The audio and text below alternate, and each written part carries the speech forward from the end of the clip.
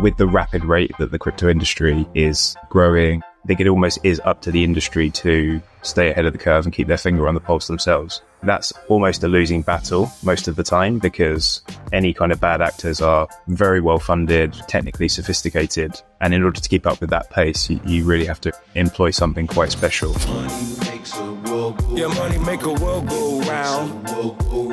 Welcome to The Laundry, the podcast connecting AML, compliance, and financial crime to the real world. I'm your host, Marit, CEO of Strise, and in this episode, we are asking, has the crypto industry learned its lesson on compliance? Whisper it quietly, but crypto might just be back.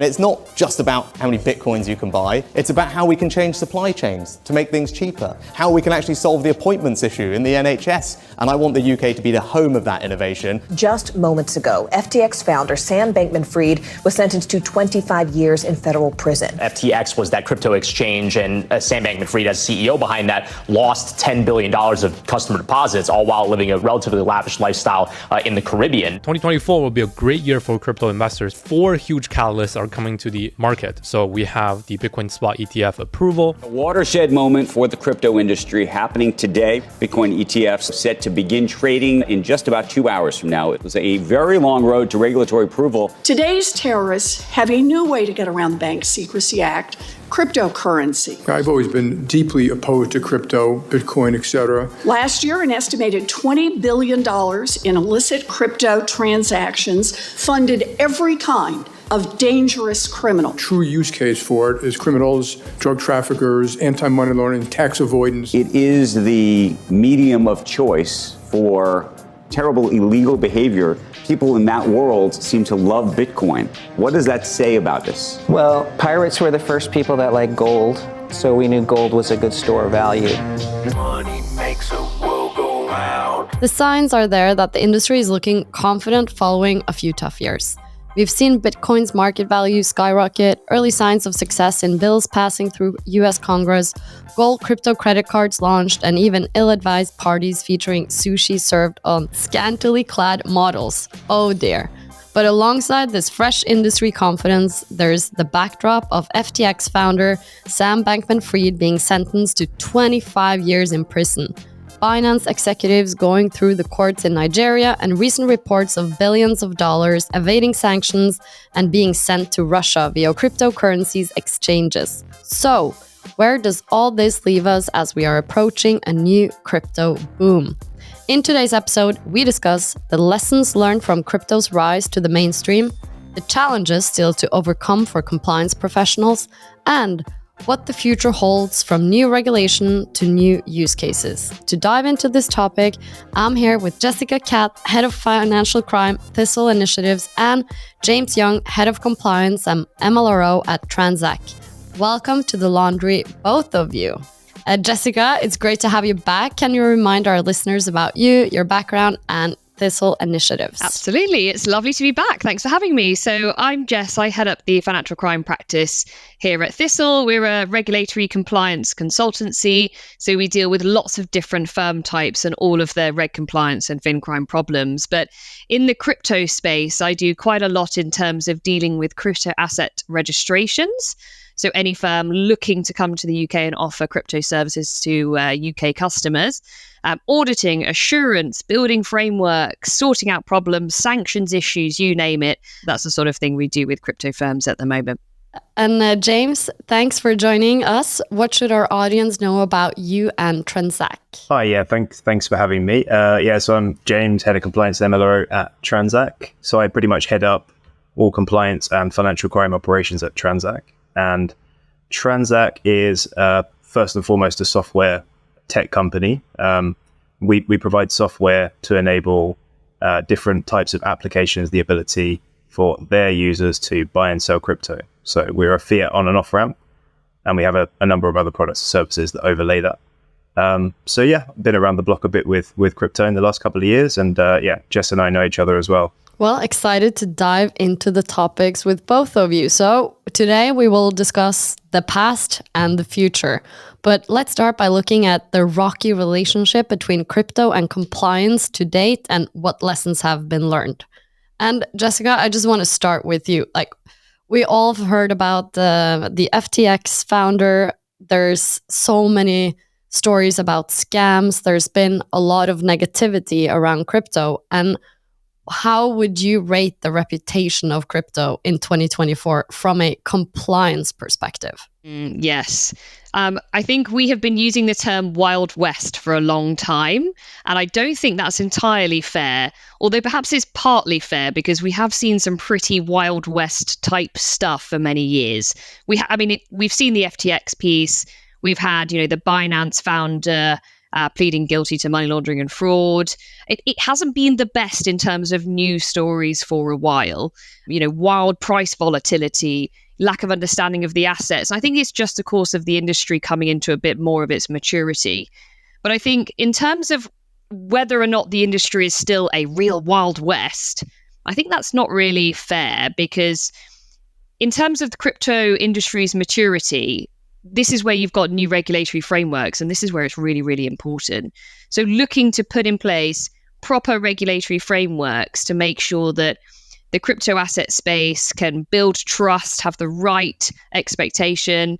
And this is really, really important. And I think it's just a case of, if that regulatory framework had been in place a little bit earlier, it's not entirely the fault of the crypto industry that it was such a Wild West place. But then again, we're not in a space where the regulatory framework is totally sorted. It's still very much a bit of a mystery. So I think we're on a bit of a transition journey to get there. And James, you said that you have been around the block in this wild, wild west. So how does it feel to work in an industry that has so many negative news stories around it? How does it feel to have chosen this particular difficult industry to be in and work with compliance in? What gets you up in the morning? Interesting question. I think, did I appreciate these kind of challenges when I was first starting out and, thinking about pursuing a career in crypto? The answer is certainly not. To Jess's point, I think crypto has got a historically bad rap. And as a result, as a compliance professional, I feel like you're already fighting an uphill struggle with that. So in any discussions you're having with regulators, or any discussions you're having with potential partners, banks and what have you, you're already starting almost on the wrong foot because of the reputation that crypto has gotten over the last 5 or so years.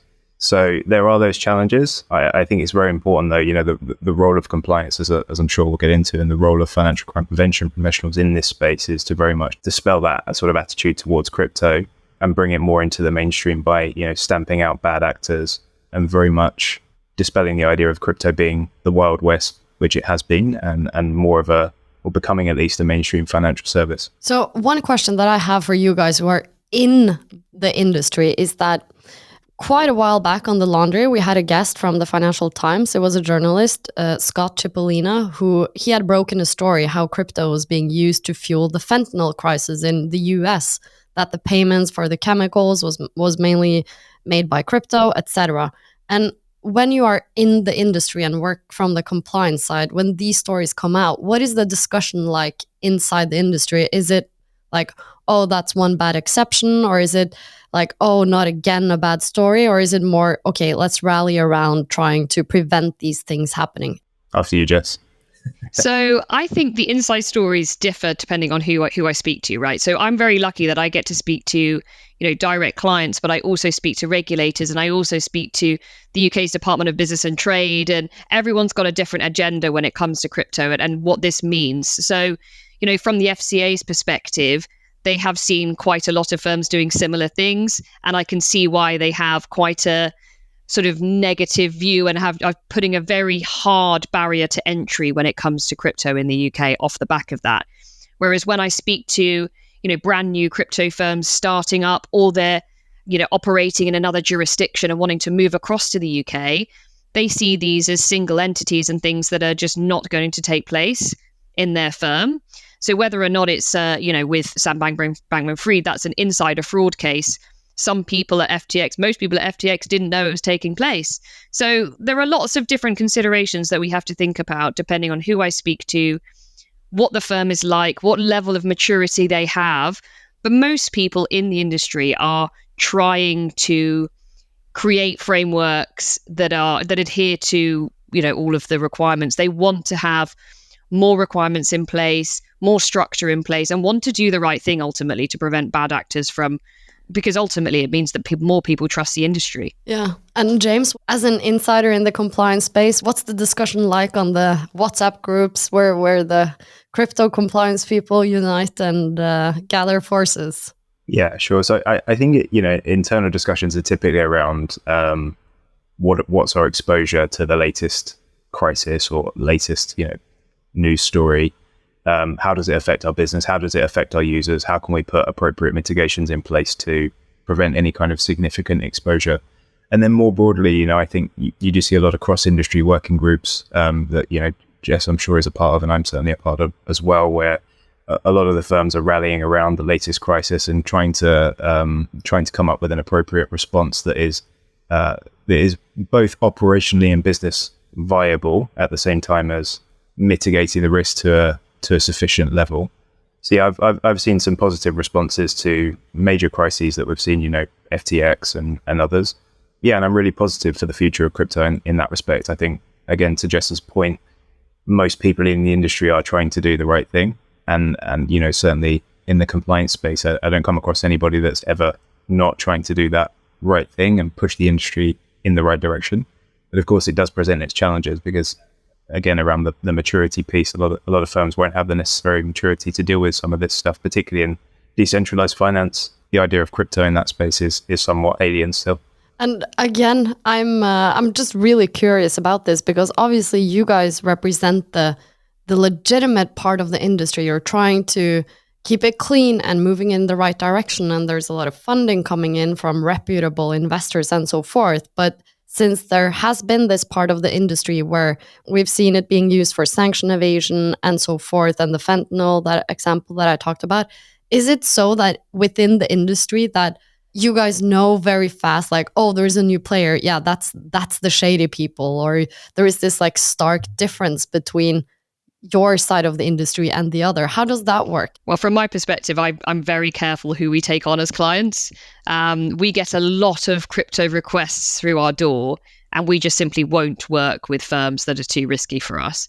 So what we're there to do is to help you build out frameworks that work and stop bad actors. And if that's not what you're trying to do, we simply won't work with you. It's as simple as that. And James, from your perspective, is it like easy for you to spot like, oh, that's a new player, but you can easily see that, okay, they are not here with the best intention on behalf of the industry, etc.?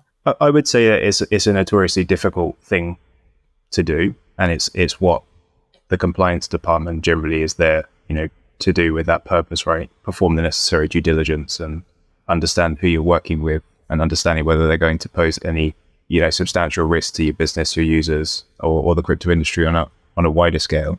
But with the rapid rate that the crypto industry is, growing and moving forward, and the fact that, not to put too sort of fine a point on it, but the regulations don't keep up. I think Jess will attest to that as well, very much behind the curve in that sense.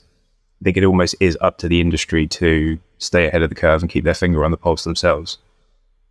And I think that's almost a losing battle most of the time because any kind of bad actors are very well funded, very technically sophisticated. And in order to keep up with that pace, you really have to employ something quite special. And I would say a lot of firms still are not getting it quite right and not meeting the challenges that the crypto industry poses in that respect. Yeah, I definitely agree. And there's one really simple way to find that out. A lot of firms that I deal with or that come to talk to me about this, and they say to me, any indication that they just want to do tick box compliance and the minimum standard requirements, I just won't work with them because it really does not work, particularly in the crypto space. For example, if you do want to go through a crypto asset registration journey with the FCA, and not many firms are registered, I know that Transak is one of them, there aren't many, it's really important that you go well beyond the simple minimum requirements and you really consider what actually are the risks of your products, your customers, and you build a really nuanced framework to deal with those specific risks. You cannot just do a tick box exercise. So if I have any firms come to me and I've had many say, what's the least I need to do to get this over the line? I quite often will say, well, you're not even going to reach the line, let alone get over the line. And that's very clear. Yeah. And I think just to add that kind of sets a very high bar in itself, because whereas perhaps the traditional financial services sector or TradFi, they're very much used to this equation by now in terms of the bar, particularly in the UK, is high for compliance. I think crypto and the kind of individuals that have developed crypto and are pushing forward in crypto have not really got that level of maturity, I would say, in terms of they don't quite, haven't quite come on that journey with compliance over the last 20 years.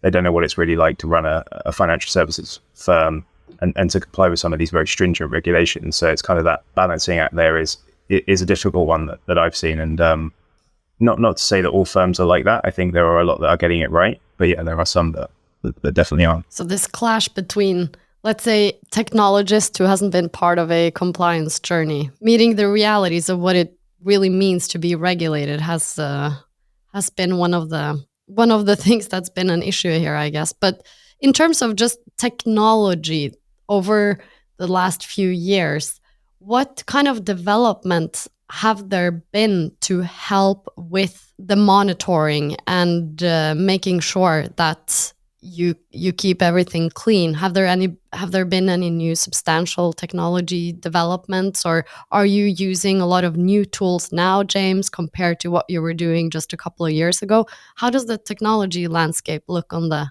regulatory side, so to say? Yeah, good question. I think there's naturally a lot of emphasis on AI now.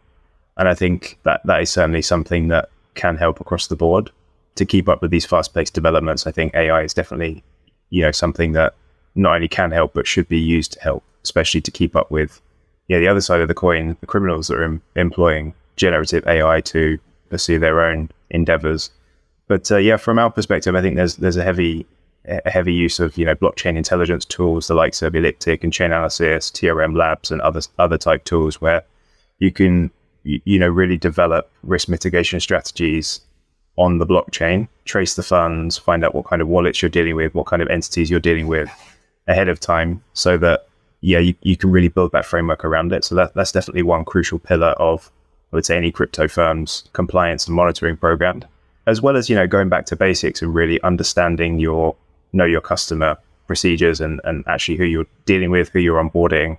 Really get into grips with the end user of your product. I would say it's really important. And Jessica, have you seen also in terms of the technology you advise your clients to use now, has there been a lot of change just over the last couple of years? Yeah, there definitely has been, but thankfully there aren't as many different pieces of technology in the crypto space as there is for wider financial crime compliance. Because in the UK, I think there are around 400 RegTech vendors in this space. Some are great, some are not. In crypto, there are some really good ones that just focus on doing, just as James said, that kind of blockchain analytics piece. We've had some new vendors to deal with things like the travel rule. So we have seen some really exciting stuff, but I think there is definitely more change to come, because we've seen lots of exciting vendors and technology come out in financial crime more broadly, but not many really focusing on the crypto space. So I think there's more to come. Exciting. Just to add to that as well, Marit, the kind of, Jess is absolutely right. There are so many vendors offering services in this space, a lot of which are very new and very startup oriented themselves, and they're just looking to get their foot in the door. So when you're actually on that journey, you're trying to assess the good from the perhaps not so good, the mature from the immature. It presents a very big challenge. So that's definitely one to call out as a challenge. Can you keep a secret? This is Strictly Confidential, the podcast connecting AML, compliance, and financial crime to the real world is hosting a live on-stage recording in Sweden.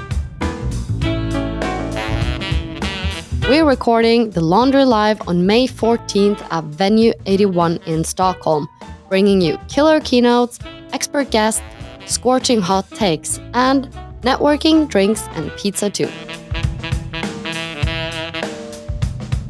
If you can't make it to Stockholm, we'll be also streaming the whole thing online the following day. Follow the links in the show notes to get your free ticket to this event, or to sign up to our live stream. And as always, stay vigilant out there. In terms of vendors, you both, you mentioned Chainalysis.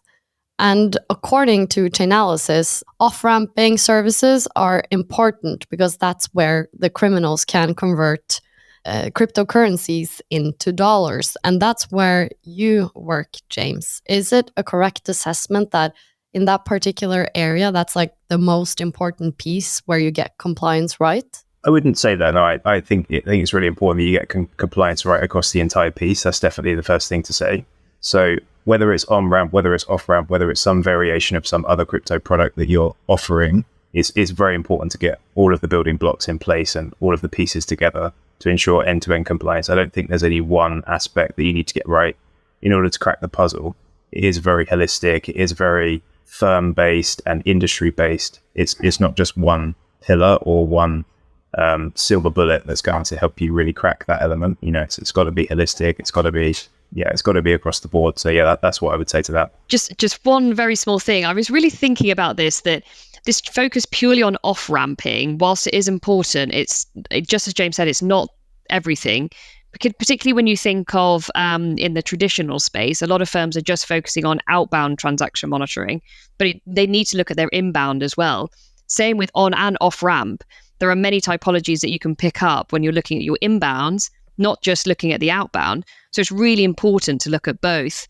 And what are some of the red flags that you guys look for in your transaction monitoring or in general, James? Yeah, numerous, to be honest. I'd be here all day if I were to kind of describe them all. But yeah, you know, some things quite obvious. The use of certain services on the blockchain, like mixers and tumblers, dark web, darknet markets, you know, privacy wallets or privacy related coins, anything with a real focus on anonymity.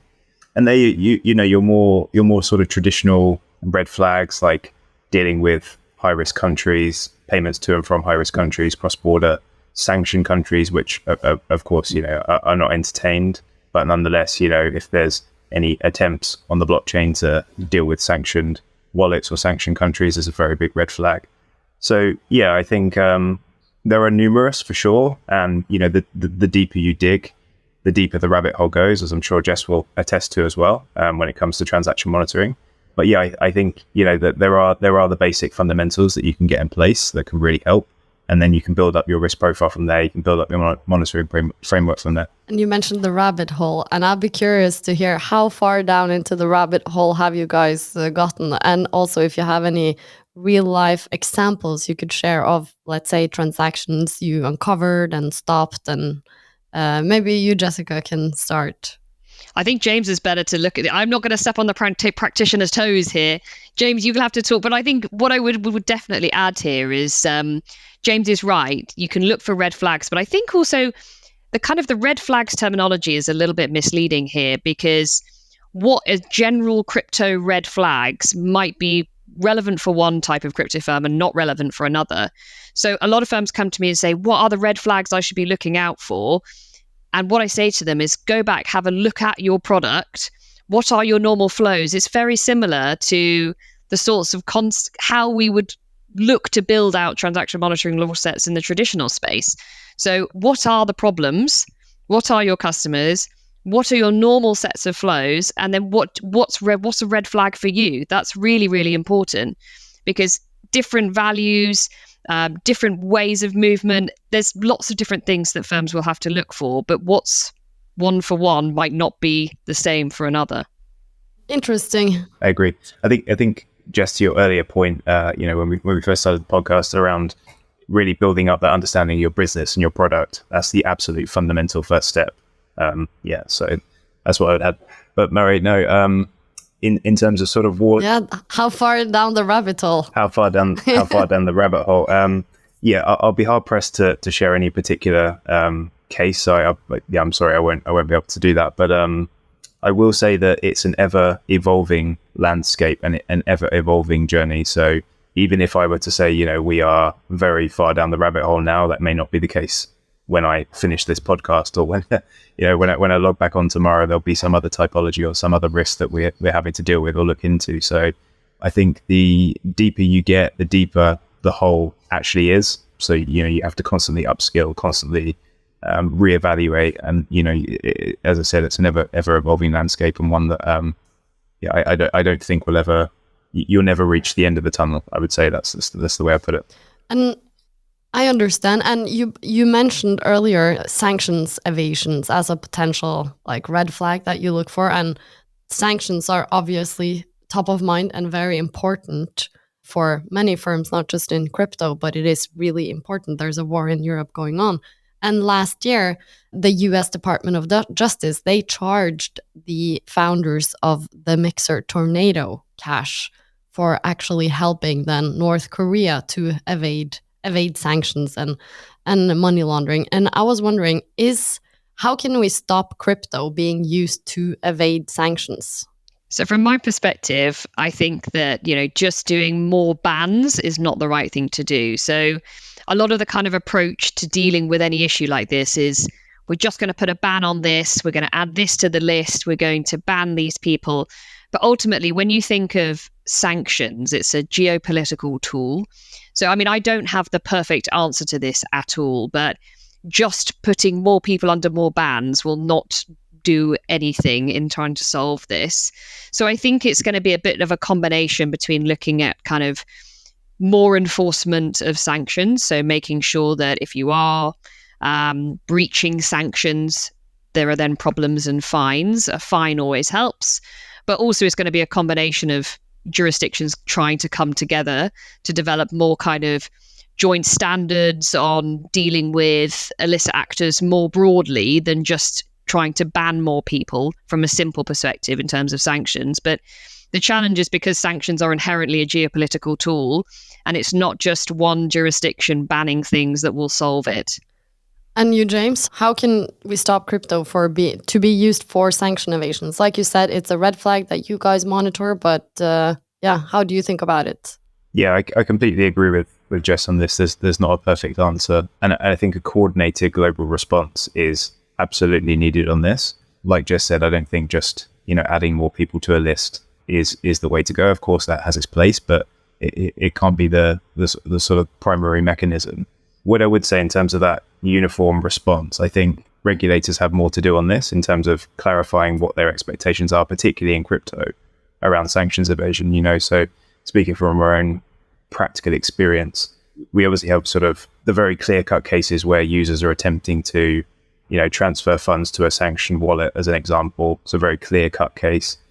But you get the less clear-cut cases in the more gray areas when you, for example, have sent a user the crypto as part of the transaction, and then 7 or 8 wallets down the line, they've gone on to interact with the sanctioned wallet later on. And I think the global regulatory expectations on that kind of behavior are not very clear, at least right now, and at least not in the UK. So I think global regulators sort of need to come together and really understand what their response is on sanctions and their thoughts on sanctions in a very coherent and cohesive way in crypto. And number 2, I think the guidance needs to be a lot clearer once that global response has actually been put together. I agree. And I think the regulators, if any regulator hear this, please do respond to this and come back to us on it.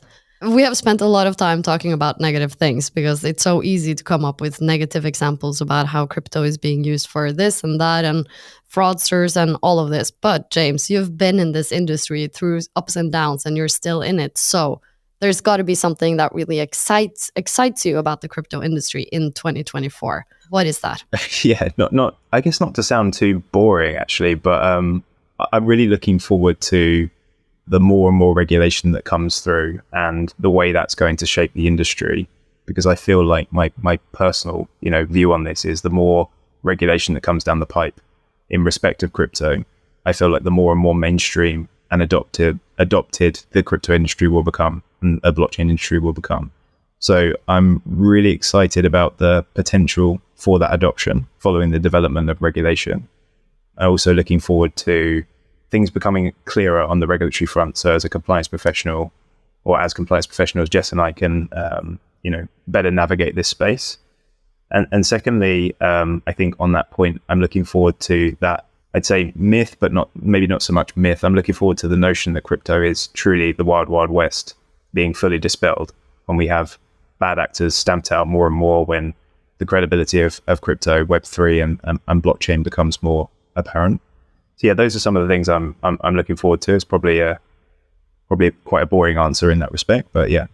I think that on a podcast that is about compliance, I think more regulations, we need to end the podcast there. I think that's the high notes. I mean, that's a high note in this context. Give myself my pat on the back for the day then. So I think to end the podcast, let's do just a quick fire round. So I'll say a sentence and you guys just say the first thing that comes to mind. So, can crypto ever be fully regulated, or does it stop being crypto at that point? Jessica? Yes, it can be, and it should be. I'm a big proponent. James? Yes, it can be, it should be, and it will be. What's the one thing needed right now to make compliance professionals' lives easier in this space? James, you go first. A global regulatory synergy and uniformity in terms of the treatment of crypto. Jessica? I agree with James, but I'm going to go for UK-centric for this one because we have a really messy regime, specifically in the UK, and we really need to have a full crypto authorization regime. At the moment, we've got this weird registration. We've got a bit of FinProms, got stable coins under, coming out later this year. It just needs a bit of clarity, a full crypto authorization regime. What would you say to a crypto skeptic MLRO who may be advising his company to stay clear of this? James? Crypto, blockchain, Web3 are here to stay. You can't avoid it forever. You may as well get in now. Jessica? Yeah, I would say don't worry. Just really understand it as best you can and manage the risks. And has the crypto industry learned its lesson on compliance? Yes, I think it's quite unfair because in terms of lesson, you kind of need to know the curriculum behind the lesson, and there hasn't really been a regulatory framework or guidance to tell you what the curriculum is behind the lesson. Yeah. James? Yes, I would say, but there's still a ways to go, I would think, in terms of the regulatory response to crypto and also the participants' response to that regulatory response and the ever-emerging risks that are present in this space. And finally, why is it so important to get this right for banks, crypto enthusiasts, and the wider general public? For me, it's more about the general public. So we always forget about the impact that financial crime problems, vulnerable customer issues have on the people using the products that we're building. For me, it's so important to get it right because it lends itself to the full and mainstream adoption of crypto, Web3 and blockchain. That's the key for me. And also the consumer protection angle, which Jess alluded to. It's so fundamental that piece is present in crypto the same way it is in the mainstream financial services.